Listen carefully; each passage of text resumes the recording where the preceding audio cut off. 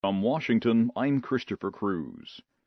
Algeria's Interior Ministry says the country's hostage crisis has ended, but 23 hostages and 32 militants were killed. The Interior Ministry said Saturday that security forces were able to free 107 foreign hostages and 685 Algerians during the 4-day crisis.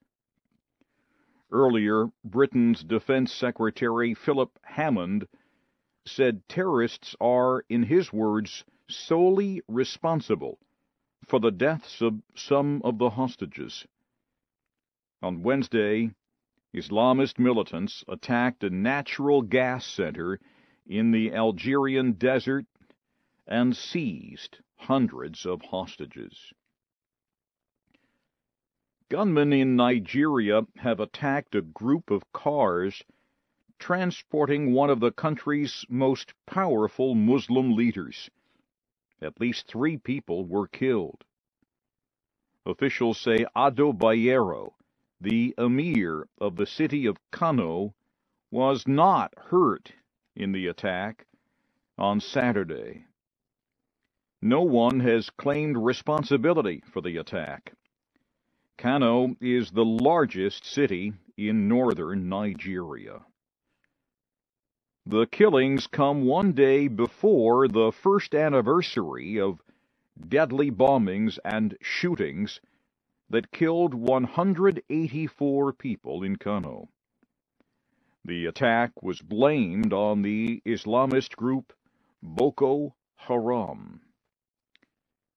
The French foreign minister says it is time for African forces to take over the fight to remove Islamist militants from the northern part of Mali. Laurent Fabius spoke at an emergency meeting of West African leaders Saturday in Abidjan, the business capital of Ivory Coast.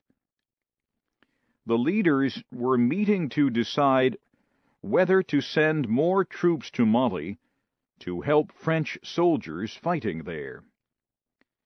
Countries near Mali are expected to send in at least 3,000 troops.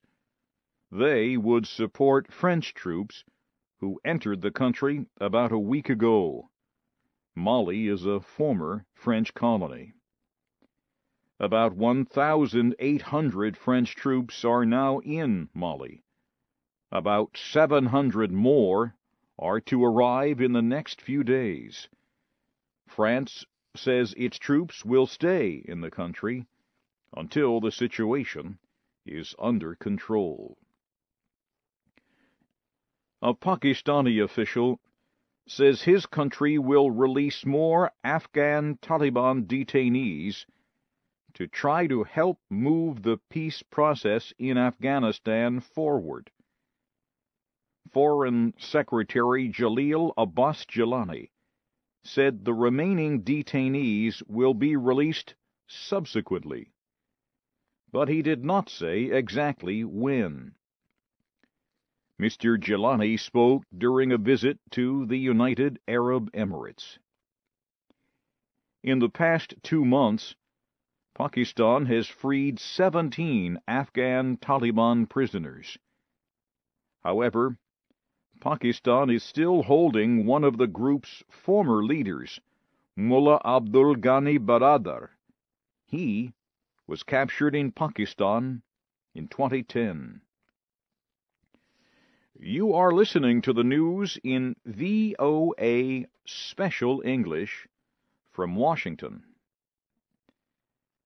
Delegates from about 140 countries have agreed to accept a treaty limiting the use of a dangerous heavy metal.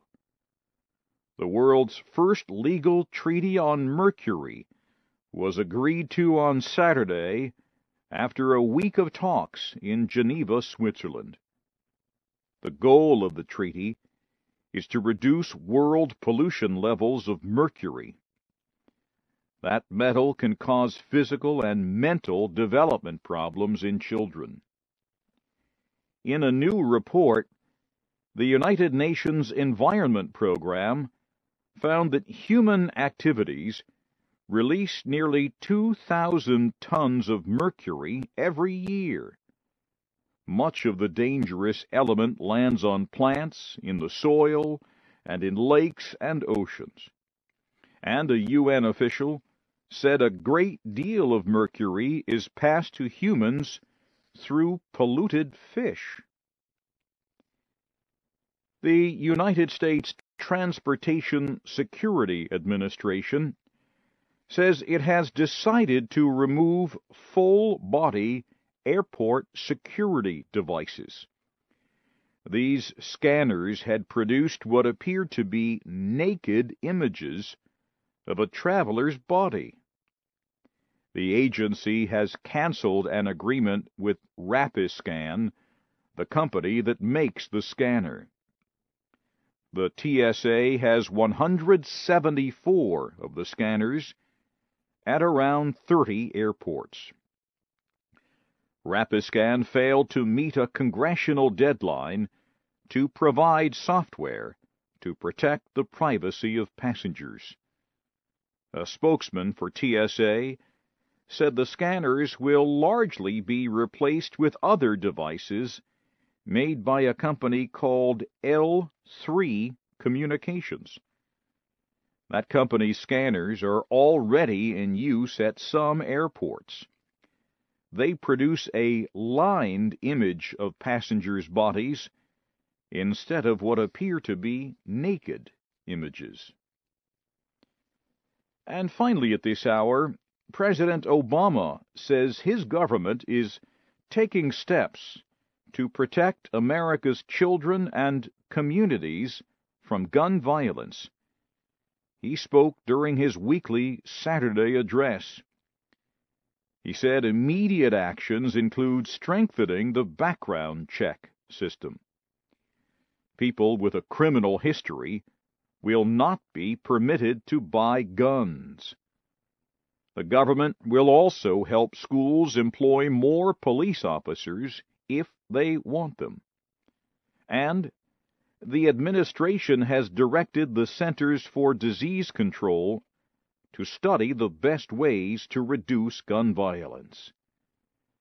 But President Obama said a real and lasting difference also requires Congress to act soon. He called on lawmakers to ban military-style weapons and limit how much ammunition a gun can hold.